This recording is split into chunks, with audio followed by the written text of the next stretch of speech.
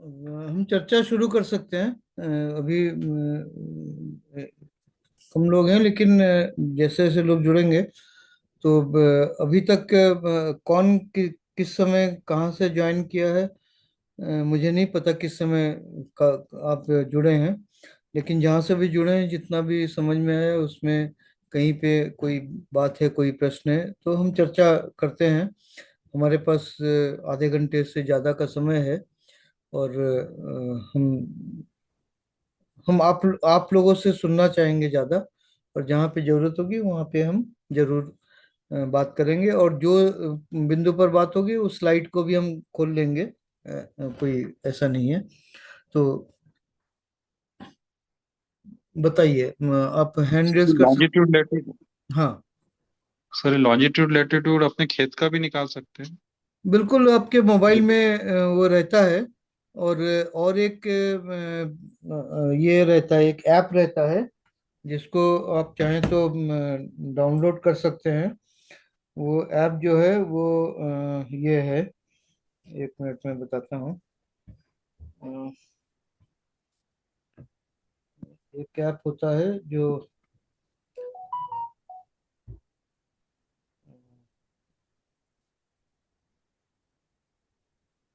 एक ऐप है, इसका नाम है नोट कैम।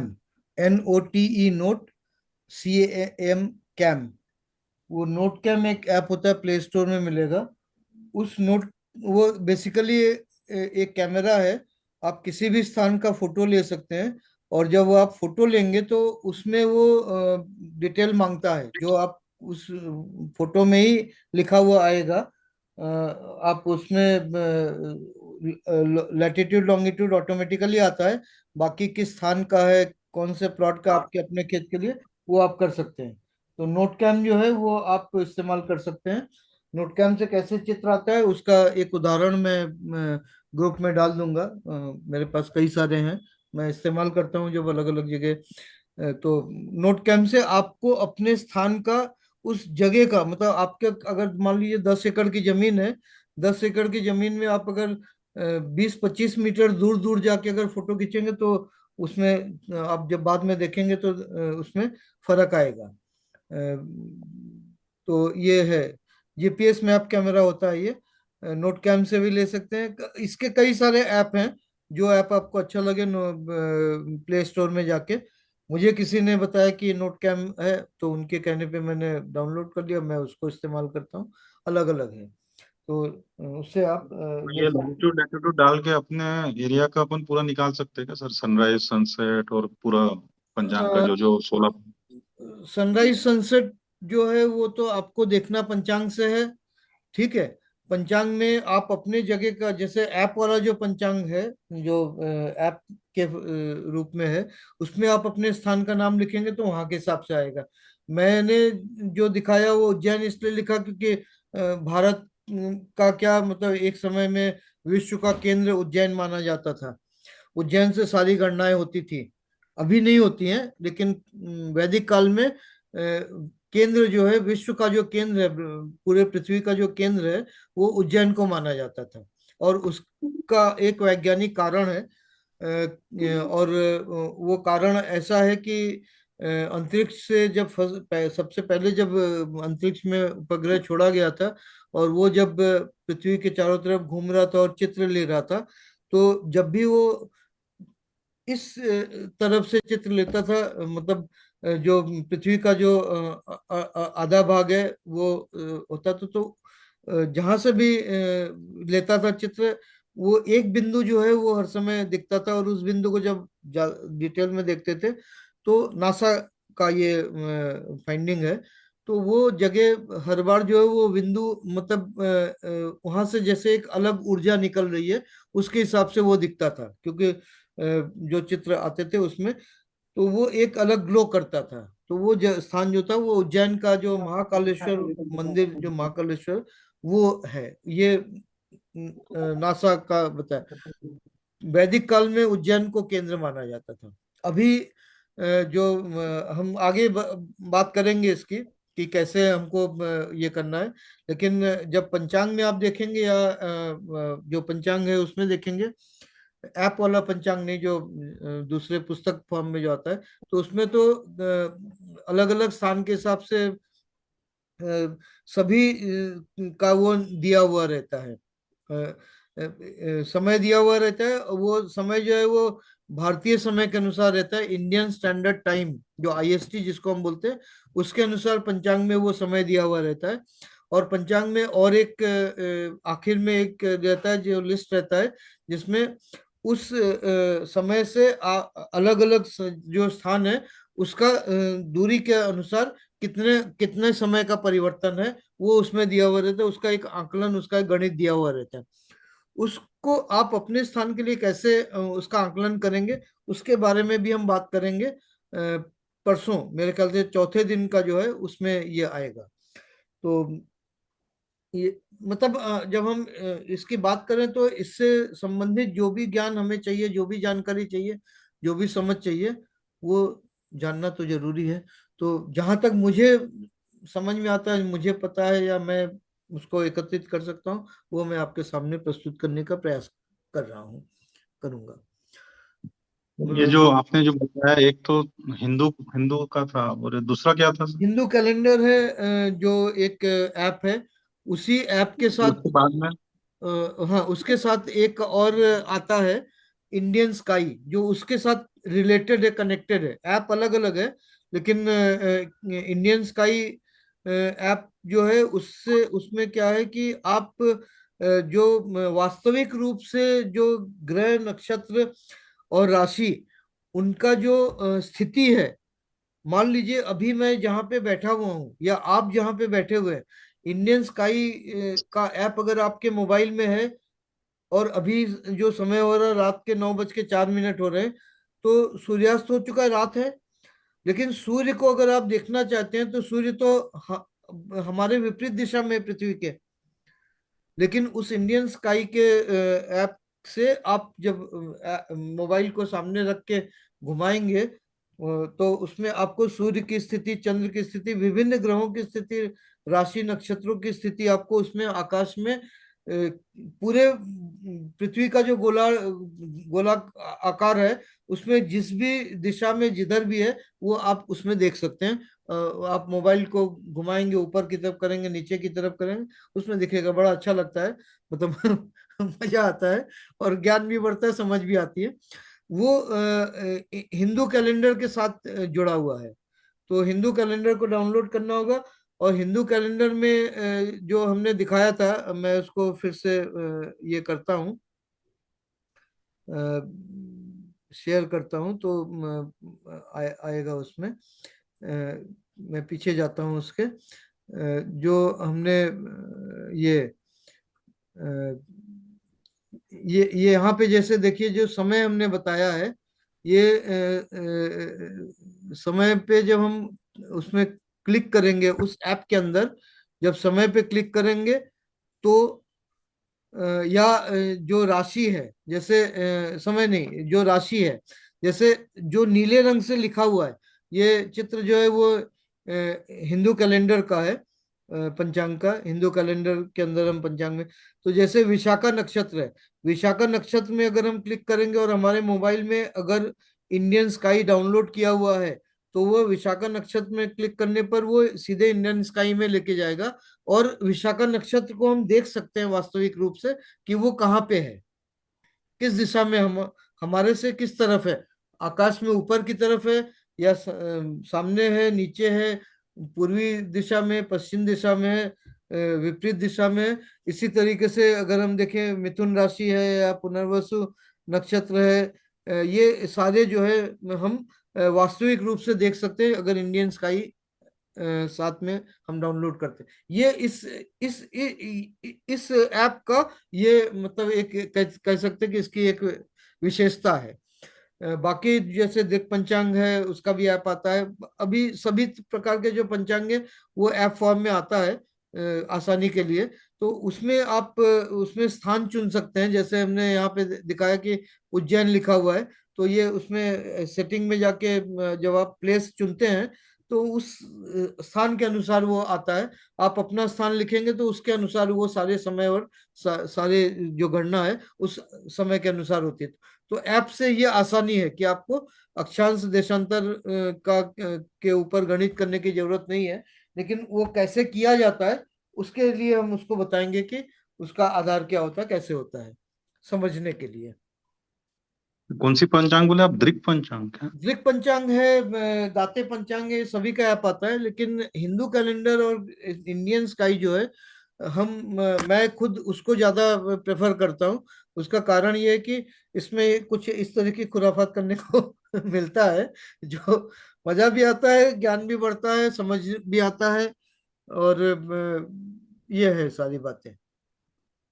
जैसे हम इसमें दिखा रहे हैं कि चंद्र की स्थिति के अनुसार, एकादशी के अनुसार चंद्र का आकार दिख रहा है शुक्ल पक्ष में।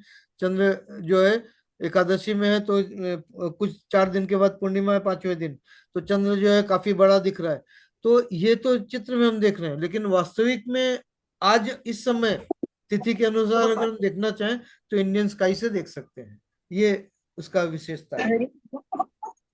तो अपना काम दोनों में हो जाएगा ना फिर, हाँ हिंदू और इसमें हाँ इंडियन स्काई में। हाँ हाँ हाँ। उसमें इंडियन स्काई में बेसिकली आप देख सकते हैं, वो उसके लिए है। और जो बाकी जो इंफॉर्मेशन है वो तो कैलेंडर में आता है, हिंदू कैलेंडर में आता है। ठीक है।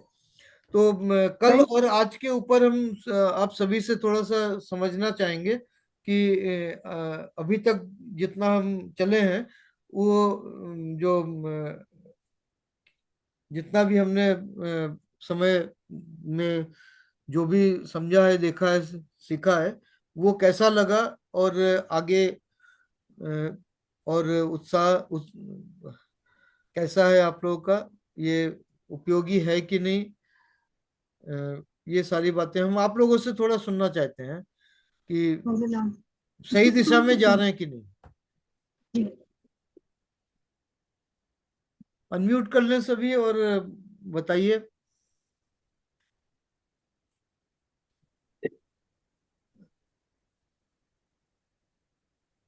किशोर चौधरी जी बोलिए आप, लक्ष्मण पाटिल जी, चलाका मैम, यतिन कुमार जी, शैलेन जी, काफी लोग हैं और भी हैं। वन प्लस उनका नाम नहीं आ रहा है, मोटरोला मोटो नाम नहीं आ रहा है। मेरे ख्याल से 9 लोग जुड़े हुए हैं। काफी लोग नहीं आ पाते हैं। मुझे कारण नहीं मालूम है। लेकिन मोटरोला मोटो आपका नाम नहीं आ रहा है, और वन प्लस CPH 2585 नाम नहीं आ रहा है।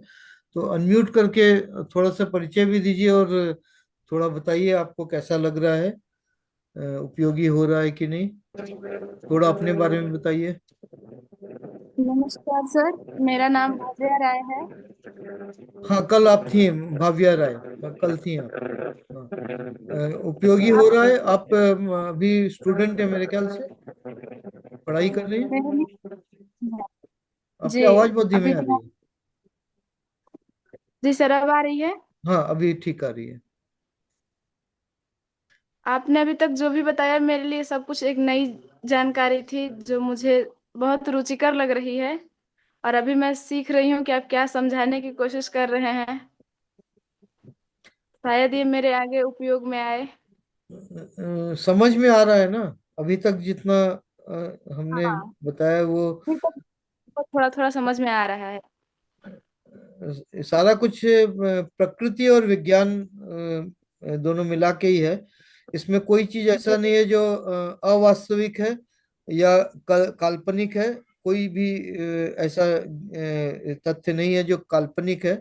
हाँ, कुछ चीजों की कल्पना की गई है, जैसे राहु और केतु की कल्पना की गई है। लेकिन उसका आधार जो है वो पूरी तरीके से वैज्ञानिक है, जैसे मैंने बताया। और उसको और विस्तार में समझने के लिए मैंने जैसे बताया कि यूट्यूब के चैनल में जाएंगे। 3.25 घंटे का फिल्म है। आजकल तो फिल्म बनती है 1.5 घंटे की।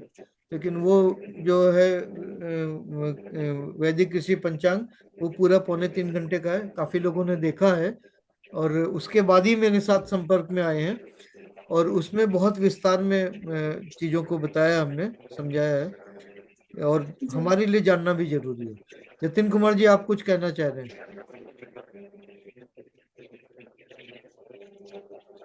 हेलो, यतिन कुमार जी, आप कुछ कहना चाह रहे हैं? तांबे भर देता। हाँ, लक्ष्मण पाटिल जी भी अनम्यूट थे। आप कुछ कहना चाह रहे हैं? कुछ कहना चाह रहे हैं तो हैंड रेज करिए। उसमें नीचे आपको वो मिलता है हैंड रेज के लिए, तो अच्छा रहेगा। क्योंकि ये समय जो है हम इसमें चर्चा कर सकते हैं। क्या समझ में आया, कितना समझ में आया, क्या नहीं समझ में आया, इन सब के बारे में हम बात करें तो अच्छा रहेगा। और मेरे लिए भी जानना जरूरी कि आप क्या समझ लिए, समझे, और आपके समझ से मुझे भी कुछ नई जानकारी मिलती है। अनिल कुमार जी, बताइए। हाँ, हाँ, राम बताइए। सर, मैं ये कहना चाहता हूँ कि जो मैं आज आपने जो पीडीएफ भेजा था उसको पहले प्रिंट करा लिया, और उसको 1 घंटा मैंने देख करके, और जो आपकी बातें हमको सुनने को मिली वो काफ़ी अच्छी लगी, और समझ में ज़्यादा बनस्पत की जो कल हम सुने थे उसमें जितना मुझको ये इंटरेस्ट हुआ या समझने को मिला, उससे ज़्यादा अनुभव, और ये हमको अच्छा लगा कि हमने एक बार पढ़ के और जो आपकी बातें सुनी तो ज्यादा समझ में आया। जी। ये तो कल आपने बहुत महत्वपूर्ण सुझाव दिया। और ये मुझे भी मतलब समझ में आया कि ये बहुत उपयोगी हो जाता है जब हम पहले आपको उपलब्ध करा दे पीडीएफ फॉर्म में। और कल का जो है वो भी हमने उपलब्ध करा दिया। कल जो हम प्रेजेंटेशन देंगे उसका मैं सुबह सुबह उपलब्ध कर दूंगा ग्रुप में। और आप उसके बाद जैसे उसको अध्ययन करना चाहें, एक बार दो बार देख लेंगे तो आसानी हो जाएगी। और आज का जैसे है, पहले आपने देखा है और अभी आप जब वीडियो देखेंगे और साथ में उसको देखेंगे तो और अच्छी तरह से समझ में आएगा। कल का जैसे आपने बताया कि आपने सुना, लेकिन कुछ कुछ चीजें थोड़ी सी ठीक से नहीं दिख रही थी आपके। आप काफी सीनियर भी हैं उम्र में, तो उसका भी कारण है। लेकिन अभी पीडीएफ जैसे आपको उपलब्ध हो गया है, तो उसके बाद वीडियो आप कल का सुने सुने होंगे या सुनेंगे तो और अच्छी तरह से समझ में आएगा। क्योंकि ये और भी इंटरेस्टिंग होने जा रहा है, होता जाएगा। कल का और उसके बाद परसों का। परसों के बाद हो सकता है कि मुझे 1 या 2 दिन का अंतराल समय लेना पड़े, गैप लेना पड़े। मैं प्रयास तो करूंगा नहीं लेने का, लेकिन हो सकता है लेना पड़े। क्योंकि परसों तक का तो मैंने बना लिया है, उसके आगे का भी मुझे बनाना है। शुरू शुरू भी नहीं कर पाया मैं। तो अगर हो गया 2 दिन में तो मैं परसों का करूंगा। अगर नहीं हो पाया तो 1 दिन का समय अंतराल लूंगा, क्योंकि 3 दिन का बाकी है, पांचवें छठे सातवें दिन का। तो जिस 5वें दिन का बन गया तो 5वें दिन पूरा करेंगे, इस तरीके से चलेगा। और मैं समझता हूँ कि 1 दिन 2 दिन का अगर अंतराल होता भी है तो आप लोगों के लिए भी अच्छा होगा, क्योंकि 4 दिन का जितना है उसको आप थोड़ा सा रिव्यू कर सकेंगे, वीडियो सुन सकेंगे, और जो पीडीएफ है उसको देख के और अच्छी तरह से समझ सकेंगे। क्योंकि बिना समझे आगे बढ़ेंगे तो फायदा नहीं है। शैलेंद्र जी, बताइए कैसा आज, कैसा लग रहा है? हेलो। अनम्यूट कर लीजिए। हेलो। हाँ, बोलिए लक्ष्मण जी, बोलिए। हाँ, खेत में बुआई के लिए कौन से नक्षत्र अच्छे होते हैं? आएगा, सारे सारे तथ्य सामने आएंगे और विस्तार में आएंगे। थोड़ा सा इंतजार कीजिए। कल और परसों में आपके ये प्रश्न के उत्तर भी आपको मिल जाएंगे। मतलब आप खुद ही अपने फसल के अनुसार, अपने स्थान के अनुसार, ऋतु के अनुसार आप इस चीज को समझेंगे कि कौन सा नक्षत्र में कौन सा फसल करना चाहिए या कौन सा कार्य करना चाहिए, कौन सा नहीं करना चाहिए। मैं केवल यहाँ पे इतना ही कहूंगा कि जो हमने अभी आज जो दिखाया, मैं वो स्लाइड को फिर से खोलता हूँ। उस स्लाइड पे हम फिर से जाते हैं। अ, जो हमने ये वाला जो स्लाइड है, ये वाला स्लाइड, ग्रह राशि नक्षत्र तत्व जलवायु जलवायु और फसल, इसको बहुत अच्छी तरह से आप लोगों को समझ लेना जरूरी है कि इनका कौन से तत्व और जलवायु के साथ कौन से नक्षत्र, राशि और ग्रह का संबंध है। और ये अकेले नहीं होता है, कॉम्बिनेशन में होता है। हर किसी दिन किसी भी समय को अगर हम ले, किसी भी तिथि के किसी भी समय को ले, तो उसमें यहाँ पे जो 9 ग्रह दिए हुए, ये 9 ग्रह दिए हुए हैं, 12 राशि दी हुई है और 27 नक्षत्र दिए हुए हैं, 4 तत्व दिए हुए हैं और 4 तत्वों के अनुसार 4 प्रकार के जलवायु दिए हुए हैं। ठीक है। 9 ग्रह, ऐसा नहीं कि किसी एक तिथि में किसी एक समय में केवल एक ही ग्रह का महत्व हो। वो 9 ग्रह कहीं ना कहीं पे हैं और उनका जो कॉम्बिनेशन जो है वो अलग अलग राशि और नक्षत्र के साथ बना हुआ है, नवों ग्रह का, सभी ग्रह का। ठीक है। लेकिन हमारे कृषि के लिए जो सबसे महत्वपूर्ण ग्रह है वो है सूर्य और चंद्र। उसके बाद बाकी ग्रहों का महत्व आता है। वो कैसे आता है वो आगे हम इसको भी जानेंगे, समझेंगे। लेकिन मैं यहाँ पे कहना ये चाह रहा हूँ कि ये 9 ग्रह के साथ राशि और उस राशि के साथ, उन राशियों के साथ नक्षत्र, और इन तीनों का ग्रह, राशि, नक्षत्र का संबंध तत्व के साथ। अब किसी भी तिथि में किसी भी समय में अगर हम बात करें तो सूर्य और चंद्र किसी न किसी नक्षत्र में होंगे, किसी न किसी राशि में होंगे।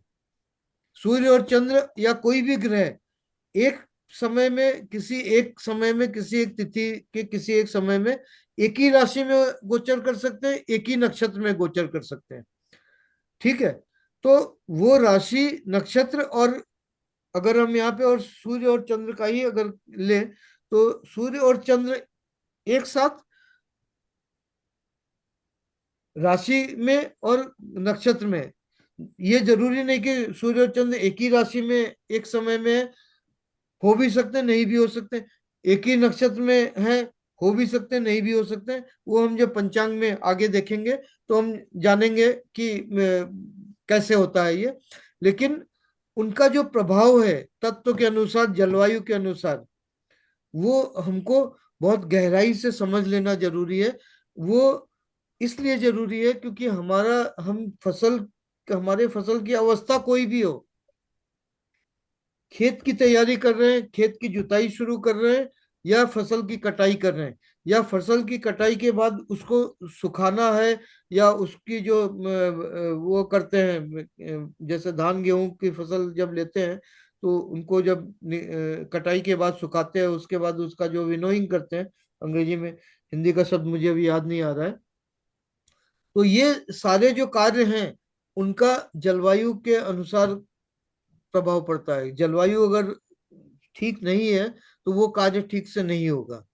तो हमको ये समझना जरूरी है। पंचांग से हमें, दिनदर्शिका से हमें ये समझ में आएगा जब हम दिनदर्शिका बनाएंगे कि भाई हमको खेत की जुताई से लेके फसल की कटाई और उसके बाद तक किसी भी प्रकार का फसल हो, जो विभिन्न कार्य हैं उसके लिए उपयुक्त समय और तिथि, या उपयुक्त तिथि और समय कब है, हमको वो कार्य उसी समय करना चाहिए।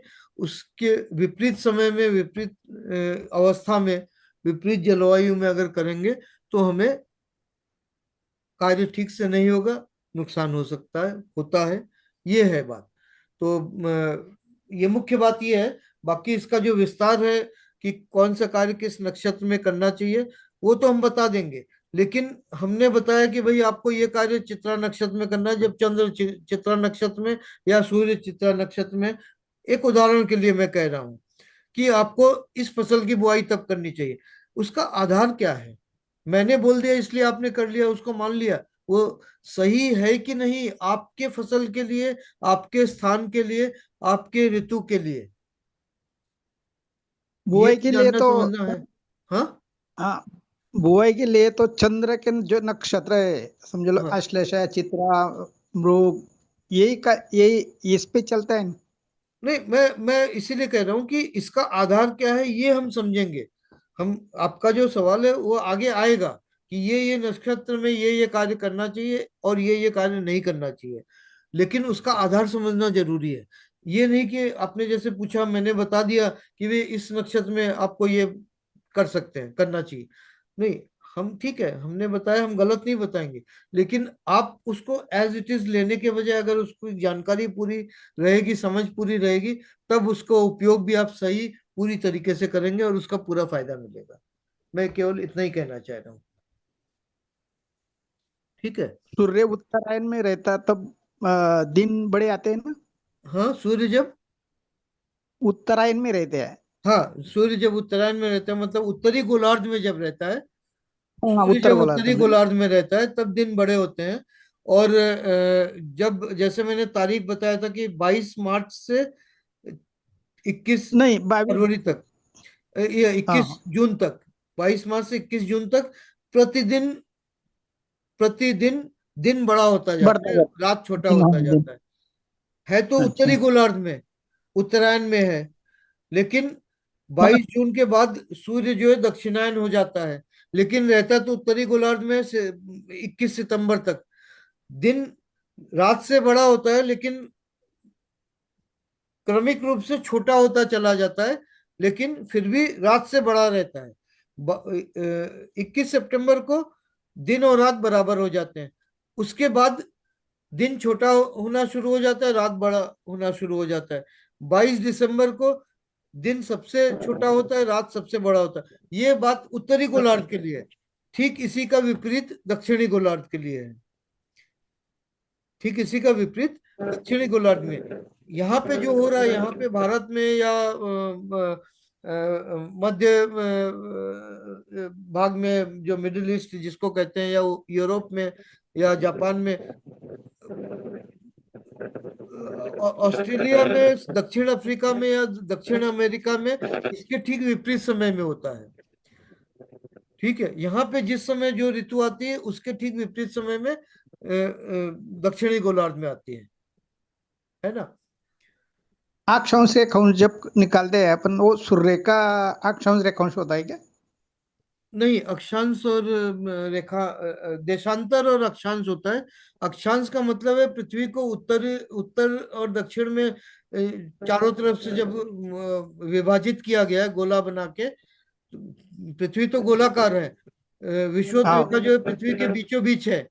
बता रहा हूं मैं, विषुवत रेखा जो है पृथ्वी के बीचों बीच है। ठीक है, विषुवत रेखा पृथ्वी को उत्तरी गोलार्ध और दक्षिणी गोलार्ध में बांटता है। उत्तरी गोलार्ध के ऊपर रेखाएं हैं, प्रति 30 डिग्री पे रेखाएं हैं, उत्तर की तरफ और दक्षिण की तरफ। तो ये अक्षांश है। और देशांतर रेखा जो है वो उत्तरी ध्रुव से दक्षिणी ध्रुव के बीच में है, वो भी 30-30 डिग्री पर है। तो उत्तरी ध्रुव उनका। से दक्षिणी ध्रुव की तरफ जो रेखाएं खींची गई हैं, उत्तर से दक्षिण की तरफ, वो देशांतर रेखा है। और पृथ्वी के चारों तरफ विषुवत रेखा, और उसके ऊपर और उत्तर और दक्षिण में जो रेखाएं पृथ्वी के चारों तरफ खींची गई है, पूरब से पश्चिम, पश्चिम से पूरब, अगर वैसे देखें तो वो अक्षांश रेखाएं हैं। यतिन कुमार जी, आप बताइए, कुछ कहना चाह रहे हैं? आपने हैंड रेस किया है यतिन कुमार जी। यतिन कुमार जी, आपने हैंड रेस किया, बोलिए। आपकी आवाज नहीं आ रही है। हेलो। हाँ, अभी आ रही है, बहुत धीमे आ सर रही है। आवाज आ रही है? हाँ, थोड़ा धीमे आ रही है। सर ये कल है ना पंचांग वाला जो अपना ये कैलेंडर है ना, हिंदू कैलेंडर, उसमें से लेके ये आप जो टेबल अभी शेयरिंग वाला है ना, कि उसमें कौन सा राशि है, चंद्र नक्षत्र है, कौन सा राशि है, तो वो थोड़ा डेमो दिखाइएगा ना, कि वातावरण ऐसा रहेगा, ठंडा रहेगा कि गर्म रहेगा। जैसे आज मीन राशि है, जो शेयरिंग है मीन राशि है, और वो उत्तर भाद्रपद मुझे दिख रहा है नक्षत्र में। हाँ, ठीक है। तो भूमि तत्व हो गया और जल तत्व हो गया। हाँ, हाँ, हाँ, ठीक है। तो तो वैसे मतलब सर ये जानना चाह रहा था कि कल आप लेक्चर में एक ये क्वेश्चन आंसर सेशन में इतना डेमो दिखाइएगा ना, तो थोड़ा उस पर प्रैक्टिस करना चालू करें। नहीं, बिल्कुल आएगा ये आगे जो है उसमें आएगा। मैं सुबह उसका पीडीएफ जब डालूंगा तो वो आप देखिएगा तो उसमें आपको पता चल जाएगा कल क्या क्या कवर होगा, परसों होगा, क्योंकि 7 दिन का है तो अलग अलग चीजें हैं, और ये सारी चीजें कवर होंगी। मतलब अंत में आपको ये पता चलना जरूरी है कि हम जब दिनदर्शिका बना रहे हैं तो उसमें हम ये नोट तैयार कर सकें कि कौन सा दिन किस तरीके का होगा, जो आपका प्रश्न है। तो जरूर वो है, लेकिन ये जो टेबल है, अभी जो सामने है टेबल, ये संबंध है, इस यही संबंध है। और ये जैसे मैंने बताया कि अगर सूर्य और चंद्र की बात करें तो सूर्य और चंद्र जो है वो एक समय में अलग अलग, सूर्य की अगर बात करें तो सूर्य एक समय में एक किसी एक राशि में और किसी एक नक्षत्र में रह सकता है। एक एक ही हम्म। साथ दो राशि और दो नक्षत्र में नहीं रह सकता है, एक से ज्यादा राशि हाँ। में और एक से ज्यादा नक्षत्र में नहीं रह सकता है, मतलब गोचर नहीं कर सकता। चंद्र भी इसी तरीके से और सभी ग्रह इसी तरीके से हैं, ठीक है। हाँ। लेकिन ऐसा हो सकता है कि सूर्य और चंद्र एक ही समय में एक ही राशि, सेम राशि में और सेम नक्षत्र में, ऐसा भी होता है। वो हाँ। जब आप पंचांग देखेंगे तो उसमें दिखेगा, क्योंकि चंद्र जो है वो प्रतिदिन नक्षत्र बदलता है, प्रति 2.5 दिन में राशि बदलता है। लेकिन सूर्य जो है वो करीब 13.25 दिन में नक्षत्र हम्म। बदलता है, और 1 महीने में राशि बदलता है। तो ओके। इसका मतलब ये है कि एक समय ऐसा आता है पूरे माह में जब सूर्य और चंद्र सेम राशि में है या सेम नक्षत्र में है, या दोनों सेम है, मतलब सूर्य और चंद्र एक ही सेम राशि में है और साथ में सेम नक्षत्र में भी, ऐसा भी हो सकता है, ठीक है। ओके। लेकिन अ, कौन सा राशि है और कौन सा नक्षत्र है और दोनों है, तो वो तत्व कौन सा है उसके अनुसार कौन सा जलवायु है, ये जो संबंध है वो और बाकी ग्रहों का, वो इस ये जो चार्ट हम दिखा रहे हैं उससे ये संबंध को समझना जरूरी है कि भाई ये राशि और ये नक्षत्र और ये ग्रह अग्नि तत्व से प्रभावित है, अग्नि तत्व से प्रभावित है। तो अग्नि तत्व अगर प्रबल होगा तो उष्ण जलवायु होगा, अगर भूमि तत्व प्रबल होगा तो शीतल जलवायु होगा, अगर वायु तत्व प्रबल होगा तो वायुमय होगा। कभी कभी देखते हैं कि हवा चलती है, बहुत तेज हवा चलती है, आंधी भी चलती है, और कभी कभी ऐसा होता है कि बिल्कुल हवा नहीं चल रही है, एक पत्ता भी नहीं हिल रहा है। तो वो पत्ता जो नहीं हम्म। हिल रहा है उसका कारण क्या है कि उस समय वायु तत्व किसी कोई भी जो है वो वायु तत्व में नहीं है। ऐसा भी हो सकता है कि ये नौ नौ ग्रह जो हैं वो किसी भी प्रकार से कोई भी वायु तत्व में नहीं है, मतलब मिथुन तुला और कुंभ राशि में नहीं है, अरिद्रा स्वाति सतभिषा पुनर्वसु विशाखा और पूर्व भाद्रपद, इन 6 नक्षत्रों में से किसी में नहीं है।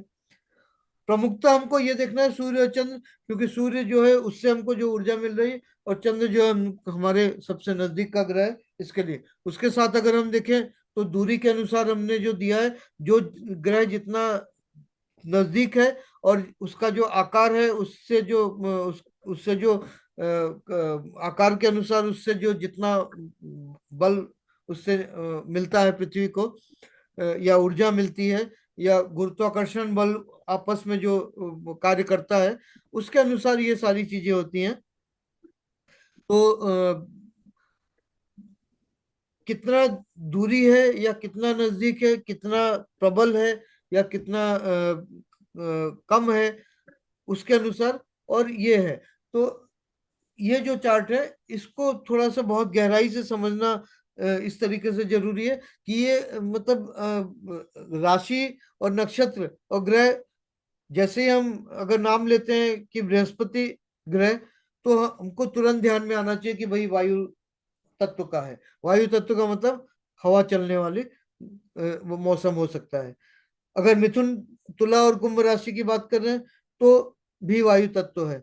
अगर अयोध्या स्वाति और सतभिषा पुनर्वसु विशाखा पूर्व भाद्रपद नक्षत्र की बात हो रही तो भी वायु तत्व है, मतलब इस तरीके का वातावरण हो सकता है। अब वो कितना प्रबल है या कितना कम है, कमजोर है, उसके अनुसार वो आबहवा कैसी रहेगी, जलवायु कैसा रहेगा, वो होता है। इसके साथ वायु के साथ अगर अग्नि तत्व है ठीक है। तो गर्म होगा, गर्मी होगी और साथ में हवा चलेगी। गर्मी ज्यादा होगी, हवा बहुत मंद मंद चल सकती है, या गर्मी है लेकिन तेज हवा भी चलती है, आदि जो चलती है। वो सारे जो वातावरण जो बनते हैं, वो उसका वातावरण जो बनता है वो वायुमंडल के अंदर से नहीं होता है। उसका जो उत्पत्ति होती है वो वहां से होती है, वायुमंडल के बाहर से। ये जो आकाशीय पिंड है, ब्रह्मांडीय पिंड है, उनका जो बल होता है, गुरुत्वाकर्षण बल, उनकी जो ऊर्जा होती है, उसका जो प्रभाव होता है, वो प्रभाव पृथ्वी के अलग अलग भाग में अलग अलग समय अलग अलग तरीके से पड़ता है। क्योंकि पृथ्वी गोलाकार है, तो ग्रह नक्षत्र और राशि जो है वो अलग अलग दिशा में अलग अलग तरीके से, तो हर जगह एक जैसा नहीं होगा। तो अगर हम पंचांग की बात करें तो पंचांग में आप अगर ये कहें कि भाई पंचांग में तो ये लिखा हुआ है, तो भारत में आप मान लीजिए यतिन भाई विसनगर में है और कोई अमेरिका में बैठा है, वो बोले हमारे यहाँ तो ऐसा नहीं हो रहा, बिल्कुल नहीं होगा ऐसा। तो इसीलिए तो वो स्थान का महत्व है कि उस स्थान के अनुसार, उस स्थान के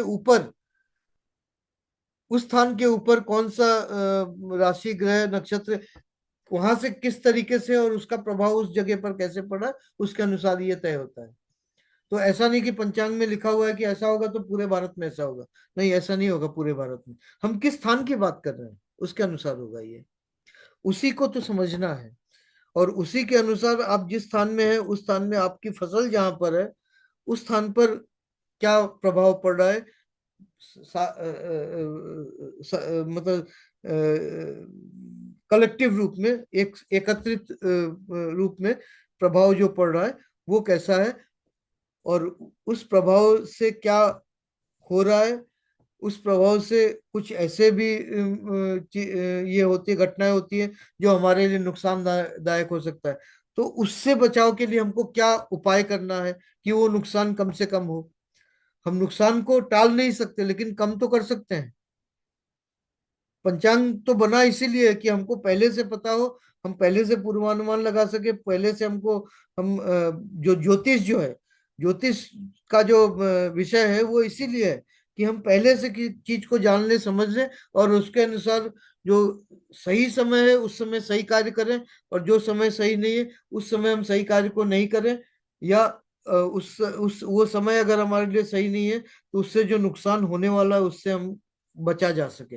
अगर हमारे कुंडली में लिखा है, ज्योतिष की बात है कि भाई एक्सीडेंट होना है, तो एक्सीडेंट ये भी हो सकता है कि भाई गाड़ी पलट गई, और एक्सीडेंट ये भी हो सकता है कि हम थोड़ा सा लड़खड़ा के गिर गए, थोड़ा सा खरोच आ गया या थोड़ा सा मोच आ गया।